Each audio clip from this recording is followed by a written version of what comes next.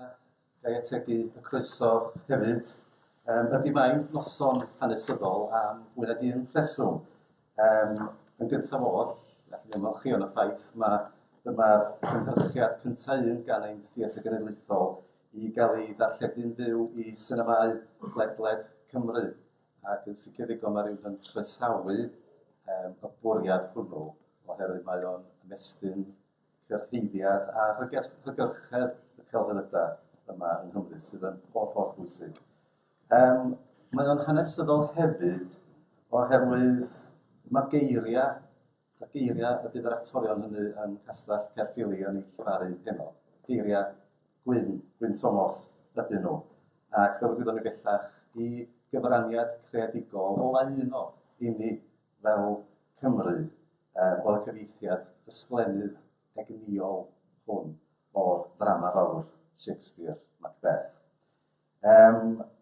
Ac mae'n addas iawn y bod ni yma yng nghanolfan Pontio ar gyfer y chlysur hwn.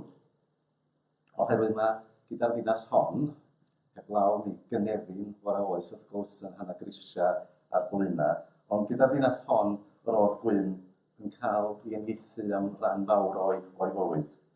Y ddinas hon a ddisgrifiodd o'n gofiadwy mewn un gerdd, ddim yn fawr, ond hynny'n ddinas Bangor ar un o'i gorora. Ac wrth gwrs, yma Mangor cyfnododd o, a hynny'n gysagt iawn, mewn cerdd arall, ar y 4 ar 20 o Fai, bynawn Sul, ym 1970, am 4 ar bir Bangor, yma eisiau beth, wel, dim llai na crocodile afon Menai. Felly, Gwyn Thomas, y bardd toreithiog a dylanwadol glywon ni yn y ddau ddyfyniad â hynna.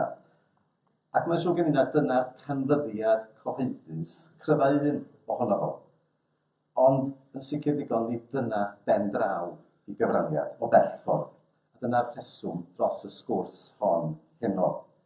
Pan gofyn i gyfla nes ymlaen o gynhesrwydd seddi sinema Pontio i edrych o bell ar y darllediad o Gastell Caerphilly, dwi'n gwybod pa mor oer di fanno, ond fyddwn ni'n glyd yn sinema Pontio, i edrych ar gyfraniad eraill Gwyn, ac i edrych yn benodol, fel mae'r teitl yn awgrymu, ar Gwyn Thomas, Llun y Ddiaeth a'r Llwyfan.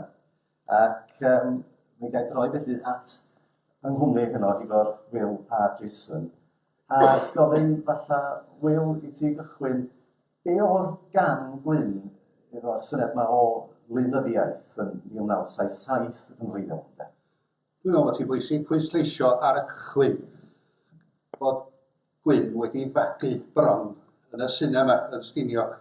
Oedd y lle'n ganolog yn ei fywyd o fel ag yr oedd o mewn llefydd eraill i rei ohona ni yn Llangefni er enghraifft, oedd y bywyd ni'n troi o gwmpas y pictws ar y pryd. Felly, mae'n anochel fod Gwyn yn 1977 yn ddewr iawn, dwi'n meddwl, o gofio ei fod ar y pryd yn ddarllenydd mewn adran y Gymraeg ym Mhrifysgol Cymru.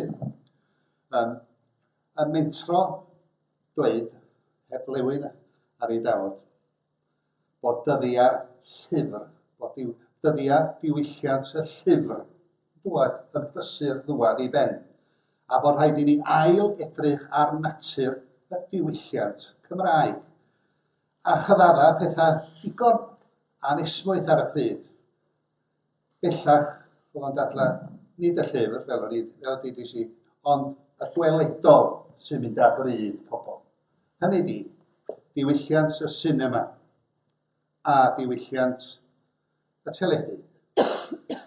Rhini bellach sy'n leithaw yn diwylliant ni fel Cymru. A rywsyd, os ydy'r Gymraeg i ffynnu'n y dyfodol, mae rhaid i ni rywsyd gydnabod hynny a newid natur y diwylliant. A mi awgrymo fel gwyddoch chi, yn bod ni'n mynd ati i gyfieithu deunydd, y deunydd Eingl Americanaidd yno. Wath ni heb na twyllo'n hunain a dydio'n yn bod. Mae'n rhan ganolog o'n bywydau ni. A rhaid cyfieithu hwnnw i'r Gymraeg. gamble fawr y fanna, syniad o drosi Walt Disney, Superman, Tom and Jerry i'r Gymraeg wedi rhain dweud gwaen ni, mae'n angen i farchod a chyrfyd o'n niwlliant cynhenid. Ond mae'n dipyn o her felly. Oedd o'n llawn sylweddoli'r perglon hefyd. Ie. A sy'n la gofyn, dyw a wyr be fydd effaith hyn ar y Gymraeg, mae so law ar y gair Cymraeg. Yn hoffwn i ddim deud. Cyfadda hynny. Ond mae'n dweud hyn yn 77 i fod 5 mlynedd cyn sefydlu S4C, felly mewn gwirionedd, mae'n efo o baratoi'r ffordd o brynu'r tir ar gyfer y sianel newydd hon yn dweud. Oedd o wedi gweld pwysigrwydd ffilm, pwysigrwydd cyfraniad torfol a'i cydnabod fod yn i'w. Wrth gwrs oedd o'n ddyn oedd wedi trwytho yn gorffennol llynyddol ni. Oedd y gorffennol os ydych chi ar flaenau fysydd ond oedd o hefyd yn ddyn oedd yn edrych tua'r dyfodol a rhan o'r tuedd yna oedd yr awydd. Mae'n gyfleidio'r newydd, mae'n hynny, os ewch chi ati hunangofiant llenyddol, Llyfr Gwyn, oedd o'n fadlon i cyfleidio Edward H. Davies, oedd o'n cyfleidio dim byd mewn oes mwy, sef y gyfres ni. Mae'n cyfeirio rôl at y cinema fel cinema bellach yw prif gyfarwydd ein hoes a cyfarwydd yn yr ystyr o chwedliwr. Oedd yn yr un gwynt yn dweud, bod y diwydiant hwnnw wedi cynhyrchu cymaint o fwbal ar diwydiant llechi. Nid popeth da sy'n dod o'r cinema, ond rhaid i ni cael yn cinema Gymraeg a rhaid i ni cael yn soffach Gymraeg. Dim ond trwy gofleiddio'r peth, fedrwn ni cael y gorau allan. Mae'n credu beth o Hwyl yn dweud yn bwysig yn yr ystyr bod e'n wastad hefyd yn ymwybodol o'r beryglon. Gwyn wrth gwrs yn cael achos llenyddiaeth, ond beth oedd e hefyd yn dweud oedd rhaid wrth fynd i'r cyfeiriad yna, be mae'n neud i tyneu o grym iaith oedd yn dweud. Delwedden tyneu o grym iaith. Nid yr iaith yn unig, ond grym iaith yn gyffredinol. Ond yr atyniad mawr i Gwyn mewn llenyddiaeth, o'r elfen yna o fythau yna. Ni oedd yn gweld mythau mawr, y narratifau mawr yma, wedi cael eu trosglwyddo nawr o lafa i'r llyfr ac nawr i'r delweddol. Hwna'n atyniad mawr. Oedd Gwyn yn ymwybodol ac yn credu y galla'r ddau drafodiad fyw ochr yn ochr a'i gilydd. Ac enghraifft o hynny mae'n llenyddiaeth o bobl treithi fel academi a deallusydd. Ond hefyd wrth gwrs mae'r agwedd ymarferol na sef yn gyfraniad o'i hun. A mae o'n mynd ati er enghraifft i fod i gwirionedd ydy sefydlu'n Gymraeg draddodiad y ffilm, y gerdd deledu. Ac mae'r gerdd honno Cadwylan yn meddwl am Martin Luther King yn ymddangos yn ystod y 70au. Pa mor bwysig, pa mor arloesol oedd honno wedi ar y pryd? Ie, hollol arloesol ac yn wir cyn hynny. Oedd wedi gwneud gerdd blaena gan diwedd y 60au. Yn anffodus, dydy hwnnw ddim wedi goroesi, felly does gen ddim ffordd, dim ond yr ei sy'n cofio y peth yn cael ei darlledu ar y pryd feda'r yn golion i. Mae gerdd, wrth gwrs, wedi goroesi. A dwi'n fel dyn teledu, sydd wedi gwneud y math yma o beth dy hun a wedi dasu cerddi bobl eraill. Di hon yn dal yn werthfawr fel enghraifft o'i bath? Wel, yn dyn sicr. Dyma un o'r enghreifftiau cynhara sy'n bod, mond un, fedra i feddwl amdano sy'n rhyw gymryd yn hun efo rhyw bwt o awdl gyn John Wyn Jones. Un arall o gysylltiad efo Dyr. Be sy'n ddiddorol efallai am y peth ydy bod o'n dangos parodrwydd Gwyn i gydweithio. Mae'n deud efallai chydig yn diplomataidd wrth iddo weithio efo cyfaill efo Geraint Stanley Jones i gynhyrchu'r peth. Nad oedd y peth wedi troi allan am wahanol resymau fel oedd wedi dymuno, fel oedd wedi sgriptio'r peth i hun. Yn y gerdd, mae'r gerdd wedi printio efo'i sy'n gallu gyfarwyddiadau llwyfan fel bethau, neu cyfarwyddiadau i'r cyfarwyddwr wedi nodi am wahanol resymau, cost yn meddwl yn benna. Doedd ddim bosib i wireddu bob un ohonyn nhw, fel oedd yn digon rasno i ddweud, ond yr oedd i'r fersiwn a deledwyd ringweddau eraill nad oeddwn ni wedi breuddwydio amdanynt. A dyna'r un peth, wrth droi, dwi'n meddwl mae cerdd deledu ar ei ora yn gyfrwng newydd yn ei hun, yn yr un modd ac y mae alaw a lyric a'i cyplysu yn creu can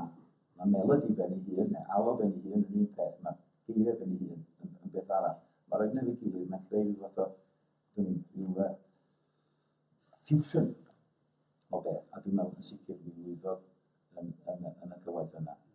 Ond wyt gen ti rhyw goch ohono Oes.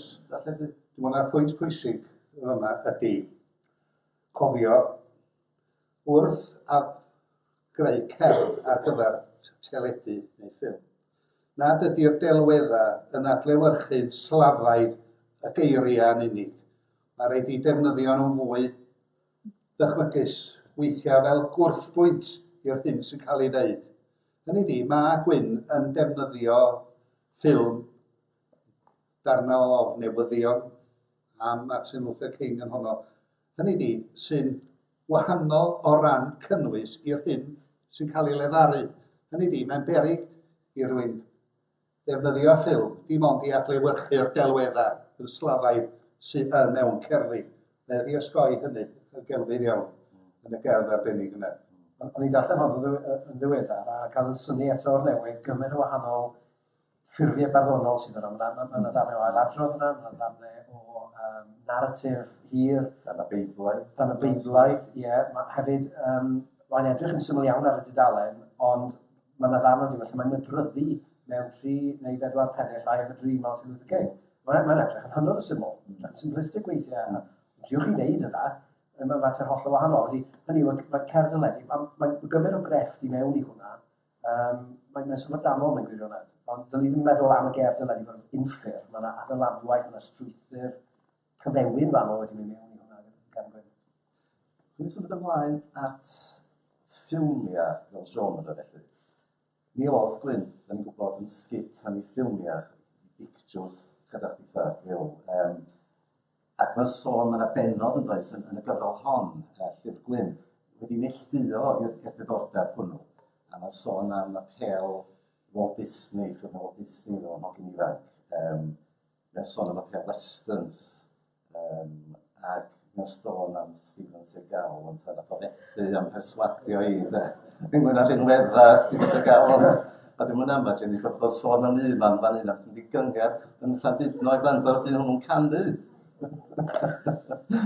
Ac ta waith, mae diddordeb yma mewn ffilmiau yn cael ei amlygu drwy gerddi gyda fo.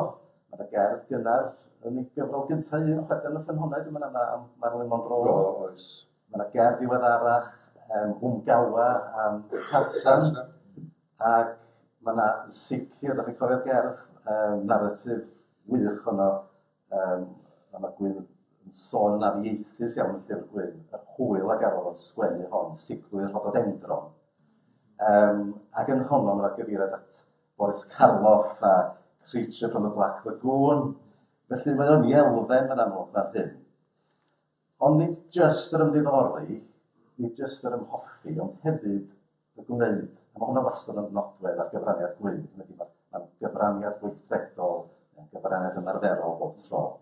Felly, jyst yn y 1981, mae Gwyn yn cael comisiwn gan y Bwrdd Ffilmiau Cymraeg fel y gyrol o bryd hynny, ac yn mynd ati i sgwennu un, os nad y ffilm arswyd gyntaf yn y Gymraeg, ac fe'n angoswyd honno yn un lle yn yr hen Theatr Gwynedd, sef O'r Ddaear Hen. Ond mi gen i syniad bod chi'n fan o O'r Ddaear Hen. Jyst sôn chydig am dy deleid di y ffilm hon. Ie, deleid o'n hefyd ofn. Ti'n cael ei grynu?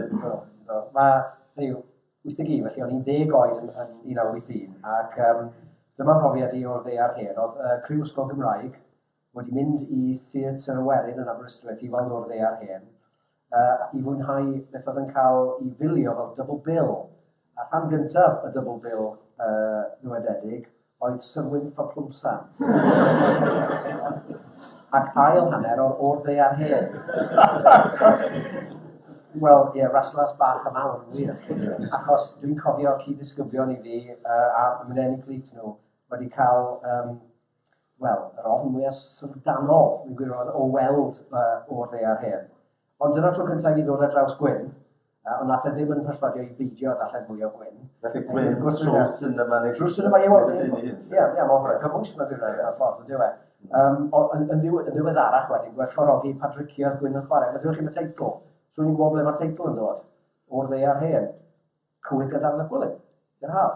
Cnw da iawn, cnawn di anaf o'r Ddaear Hen a ddawr a haf. neu be mae wedi gwneud, mae wedi trosglwyddo afiaeth cywydd i hoff Dafydd ap Gwilym, a'i wydroiad llwyr, mewn i rhywbeth hynod o arswydus. A dyna dwi'n chi, yn chwarae gyda ffwrdd, teitle, is-teitle, y math yna o beth. Ond dwi'n cofio pa mor fanwl oedd hwn wedi cael ei ffilmio, dyma elfennau technegol wedi dyddio ar ben hyn, ond dwi'n cofio un rhywbeth o close-up, rhyw olygfa o lygad gafr. Un ohonoch chi wedi gweld y ffilm. Arswydus. Ond unwaith Mae'n fel hon fel a ffen Celtaidd. Ar nodyn personol, Ie. yng nghartra'r teulu, ffarm o'r enw Hendy, cartra'r teulu, Reit. yn Llanfairpwll, mi ddarganfuwyd pen yn y 40au wrth i rywun ailadeiladu wal oedd i dymchwel. A mi roddwyd y pen yma ar gilbost. A gan dybio yma ryw was yn y gorffennol oedd wedi ffansio ei hun fel rhyw gerflunydd.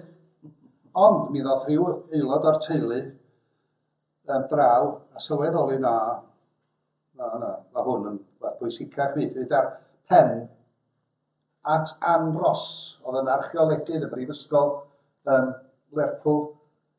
A tra oedd hi'n cloriannu arwyddocad, oedd na beth anymunol ac anismwydd yn digwydd yn ei thŷ hi. Ac yn fanno, dwi'n meddwl, y cafodd Gwyn y syniad, oedden ni'n ei anhyrchu wrth gwrs, y stwffio bethau i geg o yn y blaen. Rhoi cap stabal am ei ben o ta waith dwi'n mal hyn. Ond os dwi'n cofio'n iawn, mi fydd yna gwyno mawr gan rieni. Mi ddigwyddodd, dwi'n meddwl, gan naturiol, yn y Gaerwan. Mi fydd o plant Gaerwan am fod y ffilm wedi ei gosod yn y Gaerwan. Mi fydd o plant Gaerwan yn gweld y ffilm ac bydd o'n wedi dychryn yn ofnadwy a mi fydd o'na gwynod o'r Gwyn. Gath cyfarwyddwr addysg ar y bryd lythyran cwyno. Y plant bach wedi cael ei dychryn o'n. Dim os mae Kate Woodward mewn cyfrol yn trafod hanes wrthwynfa Cymraeg ac yn eillio penod i o'r hen ac yn sôn am yr ymateb ar y pryd, o'na ddeisebu, o'na ohebu, o'na ddythyru. Fe greu ddipyn o impact am ddyrf o resymau. Ond mae'n jyst rhaid ddiddordeb Gwyn drwy'r yrfa a trochiolaethau am math yna o beth.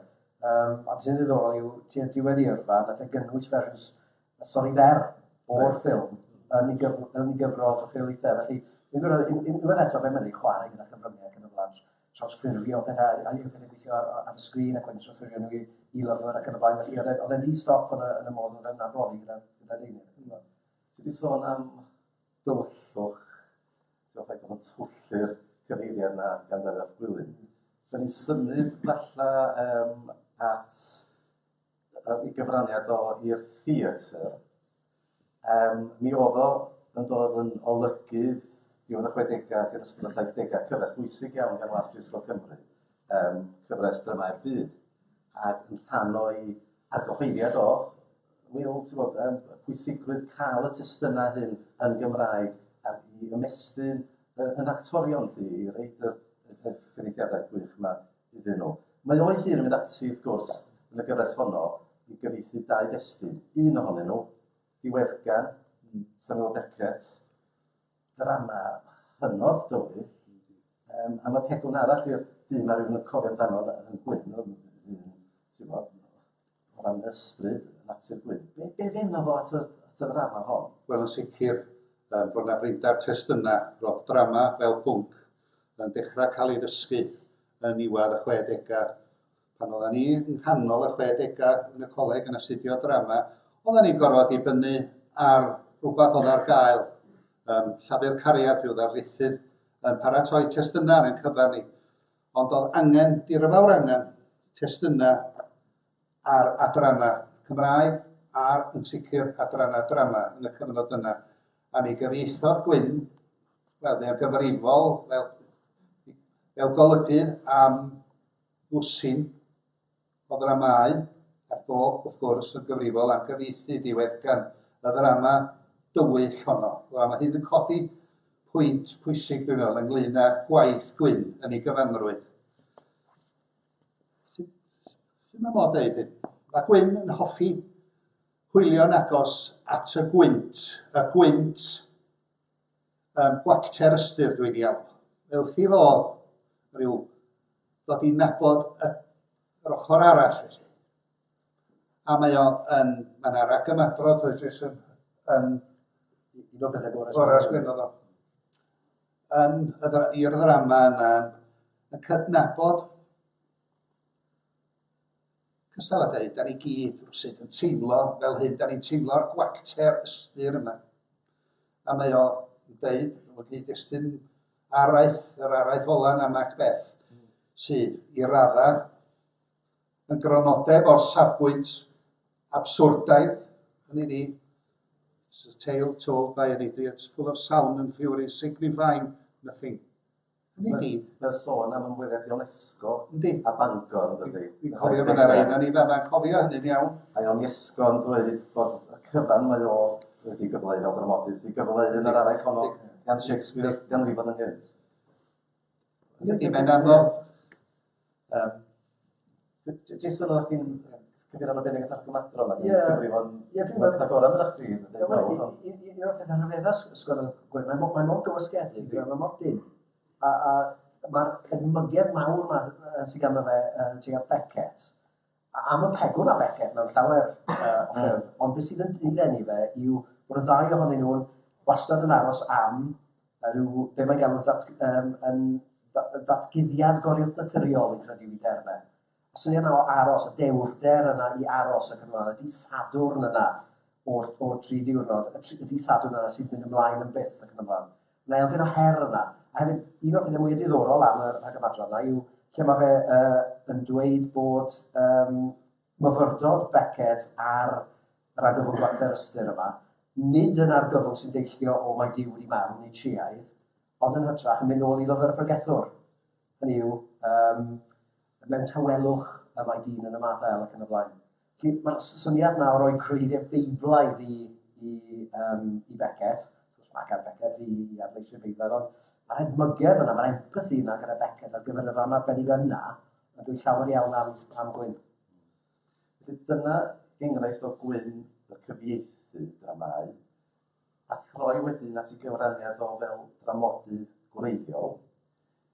Un o'r dramau amlyca hynny ydi Amser Dyn, sgwennodd o ddechrau'r 70au.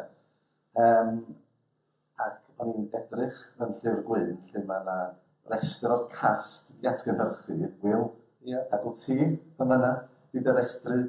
Un o'r lleisia. Un o'r lleisia. Dwi'n gen ti gor reit dda o'r drama hon. Ac mae'r restr cast na, feddwl i atho who's who yn y Gymru gyfoes, achos mae David Lewis Thomas yna, mae Alun Fred yna, mae Meg Ellis, mae diweddar Gwyneth Gwily, mae Eilir Jones y bardd, mae John P.S. Jones, mae Eifion Lloyd Jones. Sori, os wedi anghofio am rhywun yn anodd, mae'n rhestr hir de. Pobl di mynd i'w gwahanol eisydd ac wedi disgleirio. Ti wedi trafod y drama hon yn gyfrol Dirnged, olygwyd gan Jason rhai blynyddoedd yn ôl i Gwyn. A ti'n cyfeirio ti'n fanno fel drama, foes, gyfoes, biwritanaidd i naws. Ti eisiau dweud chydig bach wrthon ni'n atgoffa ni'n chydig am y drama hon, Amser Dyn? Mae'r pwyslais yn llwyr ar y pechod gwreiddiol yn y ddrama yna. Mae'n ddrama awstinaidd iawn a phesimistaidd ei gweledigaeth am y cyflwr dynol. Mae'r teitl yn dod mae'n defnyddio geiriau Morgan Llwyd, Amser Dyn yw ei gynhysgaeth a gwae a'i gwario yn ofer. Prif gymeriad ydy John. Da ni'n dilyn i hynt a'i helynt o'r cryd i'r bedd. O'r lyga gyntaf yr enedigaeth. A mae yna rhywbeth a chi'n cael eich atgoffa o be ddeudodd, os dwi'n cofio, Austin Sant, fod baban newydd anedig yn medru arddangos yn ei hunanoldeb y pechod gwreiddiol. A mae Gwyn yn yr golygfeydd cyntaf yn awgrymu bod yna rhywbeth yn sylfaenol o'i le ar y plentyn yma i natur. A hyn ydy'r ddrama, da ni'n dilyn i hynt a'i helynt o mewn perthynas a'i gyfeillion, mae yna ryw olygfeydd, chwarae cowbois mae eto, a mae yna bethau anymunol yn digwydd. Mae yna ryw awgrym o le mae yna drafod o le mae babis yn dŵad, a ni'n dod yn ôl eto, sydd mae pechod gwreiddiol yn cael ei drosglwyddo o'r naill gyrgydlaeth i'r llall. Mae o'n syrthio mewn cariad. Hynny ydi, tydi'r dyn yma, dydi am yn gwireddu dim, mae'n gwastraffu i fywyd yn llwyr. Hynny ydi, mae'n ddrama dywyll iawn. Mae o'n ddi-egwyddor hollol pan mae o'n dod yn aelod seneddol, sy'n fod ddim egwyddorion mawr o gwbl. Hynny ydi, mae o'n ail gyfarfod y ferch, ddario roi gorau i'n ifanc y Megan yma. Gan obeithio bydda fo'n ail danio'r berthynas, a da ni'n ar un adeg dweud, o, mae'n obaith i hwnna, sa ddim byd yn digwydd. Hynny ydi, mae'n drama dywyll iawn, iawn. Fyddai'n briodol i'w llyfannu o hyd heddiw, ta ti'n gweld chdi dyddio fel drama? Dwi'n meddwl bod sy'n llwyfannu heddiw. Be sy'n ddiddorol ydy'r technegau, da ni newydd fod yn sôn am technegau gwahanol. Mae'r hynny'n cael ei defnyddio'n ddechrydus iawn. Mae'n dipyn o defnydd o Sgrin ac yn y blaen. Mae hynny'n nodweddi'r drama honno, os dwi'n gwneud. Mae yna adeiladau brechtaid i ni, a bod yn onest, ar y pryd oedd brecht yn dechrau dod yn boblogaidd yng Nghymru. Hynny di, golygfeydd cryno. Mae'n ddrama bwysig. A ddrama arall, Lliw'r Delyn, sy'n sgarnach o lawar. Yw gomedi byd i hon, sy'n sôn am ganasio, am swydd. Syml iawn, mae rhywun Peredur, ydy enw'r gymeriad, sy'n ei cais am swydd fel athro. Ond, mae yna rhywun mae'r swydd wedi chadw ar gyfer rhywun. Dyma mae'n digwydd ydyn. Ond, mae cyfaill i Peredur, ifan dyn nhw, yn y ddrama, yn rhoi bodca neu rhyw wirod arall yn diod y panel a pwyntio. Ac yn y diwedd, yn ei meddwl, maen nhw'n apwyntio'r dyn iawn. Sef Peredur. A dyna beth a dyma ddiwaeth be fo Lliw'r Delyn o star gain. Hynny di, digon difyr a gwyn di edmygu perfformiad Ellen Roger Jones yn fawr iawn yn hwnna. Dwy'r o'r morffodraig. Dwy'r morffodraig, ie. Ar y teg. Ddown ni felly at Shakespeare a diddordeb ysol gwyn i edmygedd mawr o William Shakespeare. Pam, Jason, pam y ffasiwn edmygedd, y ffasiwn barch at Shakespeare? Pam bod yn gyfaith a unrhyw gan gwyn? Mewn ysgrif o'r enw Shakes a fi, a dim ond gwyn a lle yn architects yna. Mae'n cyfeirio, y term mae'n defnyddio yw ei fawredd Arthur. Ac hynny yw dymder a maint y weledigaeth yn y lle cyntaf i feistrolaeth a'r ddynoliaeth gyflawn y math yna beth. Ond hefyd, yr ail beth dwi'n cael ei sydd i denu gwyn at Shakespeare, a dyma madro diddorol gan gwyn, fe gefais yr her yn ddeniadol.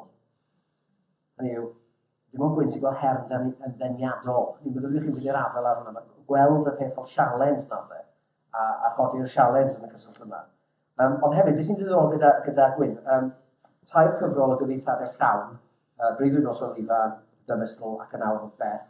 Ond cyn hynny, mae'n rhaid i fi nôl i'r 90au mewn gwirionedd ar gyfer gosod cynsail hyn.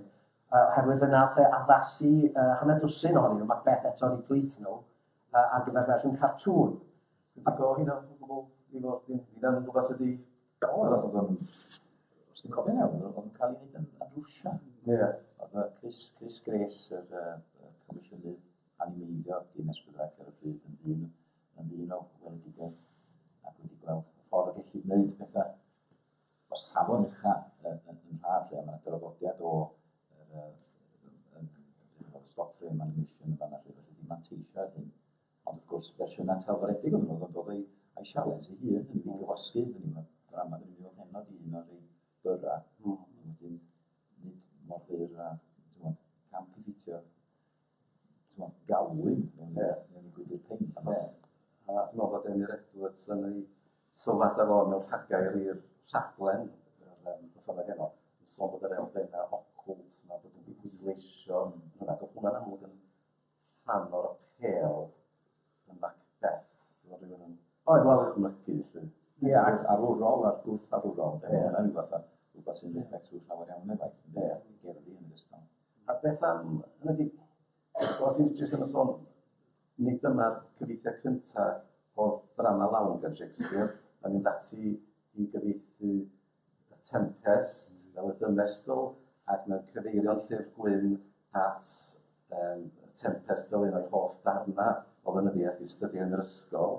Mae'n mynd ati wedyn i gyfieithu Midsummer's Dream, Breuddwyd Noswyl Ifan, mae'n cyfeirio'n edmygus iawn at gynhyrchiad yma gan sylwadaethwy i Theatr Gwynedd o'r drama honno.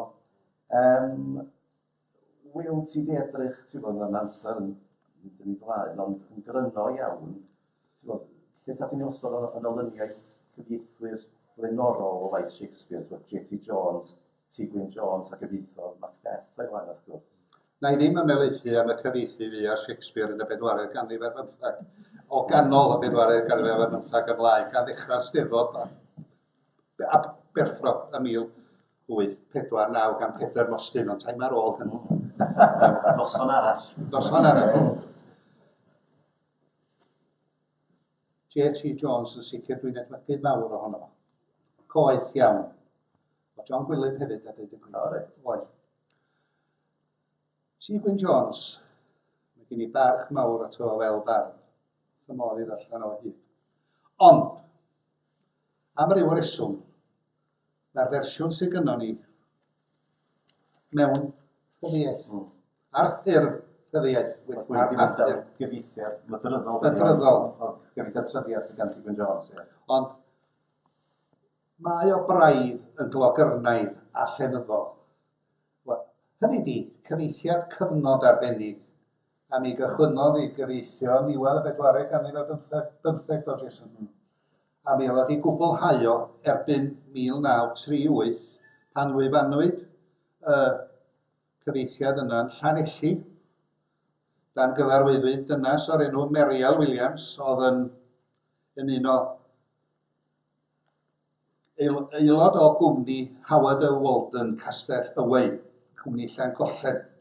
Dyna salluodd wedi bod yn rhad ac yn y blaen. Wedyn, yr un flwyddyn, yn y Steddfod Genedlaethol 1938, i berfformiwyd y ddrama eto dan gyfarwyddyd Haydn Davies, llwyddiant mawr. Rwan, y broblem ydy, hynny di, i driau grynhoi y broblem yn sydyn. Y dyddiau yma, mae dyddiau Sir Henry Irving ar dull o gyflwyno Shakespeare, yr adrodd mawreddog drosodd yn y theatr. Hynny di, ar ôl cyfnod Stanislavski, bwysleisio y dyla actor ddeall a mynd dan groen yr hyn mae o'n ei ddeud. Hynny di, mae actor, ewch chi mewn i marferiadau, o actorion proffesiynol cyfoes. Hyn maen nhw eisiau i'w bod ei pan dwi yn deud, llinell yna, be dwi wedi deimlo, be di'r emosiwn sy'n gen i ar enyd hon. Hynny di, be mae'n ceisio i wneud ydy rhoi mynegiant i emosiwn neu deimlad enyd. Hynny di, mae actor da yn rhoi'r argraff i fod o'n cyfansoddi'r geiriau yna fel Shakespeare hyn, y funud a'r eiliad honno ar lwyfan. Felly, i mi, tydi cyfeithiad T. Gwyn Jones ddim yn gwneud hynny, mae'n iawn. Ond mae cyfeithiad Gwyn. Hynny di. Mae cyfeithiad Gwyn yn dweud. Ni at y rhesymau yn y munud. Darllen hon, dwi'n gwybod ar chi, o'n i'n darllen y cyfeithiad yma, ac sawl gwaith o'n i'n stopio ac yn mynd yn ôl, ac yn darllen yn uchel, os o'n i eisiau clywed grym y geiriau, mae'n gymaint o egni, a mae'n hynna, a blasu rheini. Ac mae'n ambell gyffyrddiad, gwrandwch chi allan am ambell un, ond mae'n ambell un sy'n vintage Gwyn Thomas, dim ond Gwyn sy'n gallu sgwennu nhw, ac o'n i'n glan a chwerthin pan ddarllen i eisiau'r enghraifft. Macbeth, yn dweud wrth i wraig, byd di'n ddiniwed a heb wybod, chwc. A mi war, y chwc, na dim ond gwyn, na dim menso cyfieithu fel yna, Jason. Ac mae un o'r graffod yn dweud rhywbeth fel quoth I neu rhywbeth, quoth I sy'n gwreiddiol, gwyn wedi cyfieithu fe, mefi. Mefi. Felly, beth yn apelio ta chi yn y tîd i canol, Wil, i fod unrhyw nodweddion y darod i'n arbennig am y cyfeithiad hwn? Fel yn ei waith greadigol yn gyffredinol, dwi'n meddwl, y ffordd mae'n plethu grym y ffurfiau llenyddol, oedd e wedi trwytho hun yn nhw, efo egni yr iaith lafar. Yn anad neb falle yn gweld gwir werth hynny sydd. Mae'n dod ar, mae'n creu, o'n i'n sôn am ryw fusion o blaen, mae hwnna yn ei hun yn fusion. O ran y cynhyrchiad yma, dwi'n siŵr bod efo wrth i fod fel dyn oedd yn fodlon cyhoeddio'r posibiliadau, technegau a chyfryngau newydd. Mae'r ffaith bod o'n nid yn unig yn weld yn siŵr yn cynhyrchiad gwych iawn. Mae'r ffaith bod yn cael ei ffrydio, bod modd i rannu fo, bod modd felly i'r cynhyrchiad cael oes tu hwnt i be fysa'n bosib, tase wedi cael ei llwyfannu yn y dull traddodiadol, a dyna ni'n gobeithio, na ni dal weld pethau'n mynd ar daith rhwng Cymru, ond sydd wedi costio dyn o faint yn fwy i wneud o felly yn hytrach na'r ffordd hyn sydd wedi dod yn gynyddol boblogaidd, ond dwi'n siŵr bod Gwyn y cyntaf i ddeud amen. Mae'n gwybod gydnaws a gweledigaeth Gwyn, mae'n gydol iawn na fo sy'n launsio'r fentau newydd, ond Jason, i gloi fatha, unrhyw awgrym pam byddai Gwyn yn am y testyn arbennig hwn, y testyn fel gwelwn ni'r delwedd sy'n cefn yn ei gweidlyd, uchelgais, penderfyniad. Wel, ti di ateb yn rhannol, fel bardd a chamdod ei gyfrol yr enw Ysgyrion Gwaed, niw, y ddrama wedyn naturiol o ran Shakespeare, byddai Macbeth. Ond sy'n ddiddorol yw, mae'n erthigol, diwedd 80au dechrau'r 90au ar Beckett, fe wedodd e, mae 4 testyn iddo fe, sydd wedi crynhoi y profiad o ddyn yn noeth yn y bydysawd, fydde Aeschylus, y Beibl, Beckett, a Macbeth. Aeschylus, y Beibl, Beckett a Macbeth. Dyna'r 4 mawr. A dyna pa mae Macbeth yn ffitio ar patrwm, dwi'n meddwl. Ond, allai jyst mwyn gyflym, dwi'n llwyr gyda Gifo yn yr ystyr. Dwi'n meddwl bod e gyfer gwbl athlythgar sydd wedi gwneud 2 beth yn y fan yma, cyfuno llafar a'r llenyddol, sydd yn edrych yn hollol anghymarus ar y rôl gyntaf, ond o'i cymryd nhw gyda'i gilydd, maen nhw'n gweithio yn anhygoel. A mae rhai o'r darnau mwyaf enwog, Tomorrow, neu araith Lady Macbeth ar y dechrau, mae'n gymaint ohonyn nhw yn y drama. Mae wedi gwneud rhywbeth Cymraeg allan ohonyn nhw. Maen nhw bron yn gerddi bach Cymraeg. Dydyn nhw ddim yn slafaid Saesneg ac yn y blaen. Mae wedi ail-wneud y peth drwy oferi a drwy gwasgu ac yn y blaen. Mae wedi defnyddio, hynny yw, profiad i yrfa mewn gwirionedd fel bardd, fel cyfieithydd, fel addasydd, yn y blaen, fel gweledydd. Mae'r cyfan dod at ei gilydd. Felly mae'n gwirionedd yn uchafbwynt cymwysio. A Will, jyst y gair ola, falle, o safbwynt ti wedi cyfarwyddo dramau, ti wedi actio mewn dramau, o'r safbwynt y cyfarwyddo ar actio, sut fath o her mae'r cyfeithiad hwn yn ei osod? Hynny ni, mae'r cyfeithiad yma'n her i actorion da o edrych ar y geiriau. Ar nodyn personol, mae yna gyn-fyfyrwr ag i ni chwarae'r brif rhan. Os y Gwyn di bod wrth i fod, oedd o'n feddwl mawr. Oedd, oedd o'n feddwl mawr o allu ffio'n fel actores. Mae gen i na fyd, dwi'n gweithio fe. Mae hi'n arbennig am wneud yr hyn sydd ei angen mewn drama fydryddol. Mae'n medru roedd argraff i bod ti yn bod y geiriau yna, ni tharo i'r enyd honno. Mae'n cyfansoddi un. Bron, fel ddedodd Ian McKellen ddedodd, o'n i'n teimlo mod i'n gweithio fel actor law yn llaw a Shakespeare. Dwi'n meddwl cawn ni'n arbennig dwi'n meddwl o edrych ar ei pherfformiad hi heno. Mae'n bencampwriaeth ar wneud hynny. Gweddi'n dda gyfeillion. Dyna ni wedi rhyw godi cwr y llen gobeithio ystod y sgwrs hon heno. Dwi'n ddiolchgar iawn i chi, Ifor, Will a Jason, am eich cwmni. A dwi'n ddiolchgar i chi fel cynulleidfa, am eich bresenoldeb a'ch gwrandawiad. A'r cyfan sy'n gwneud wneud rwan, dwi'n dda i chi a gobeithio gwych chi gyd mwynhau weddill y noson. Nos da.